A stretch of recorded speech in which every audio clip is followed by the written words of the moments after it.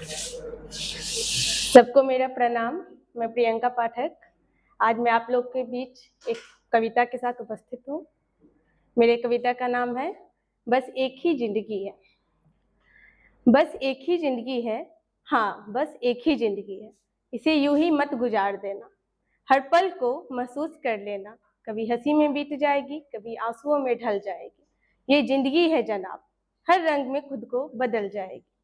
जो खो गया उसे जाने दे, जो मिला है उसे अपनाने दे।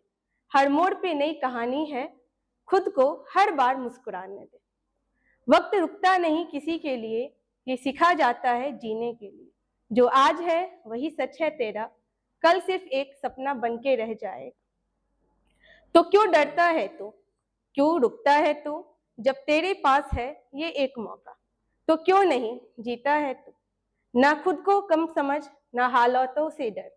तेरे अंदर ही छुपा है एक पूरा समंदर।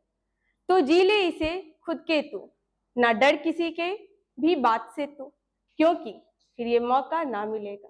बस एक ही जिंदगी है, इसे याद रख तो, इसे जी ले।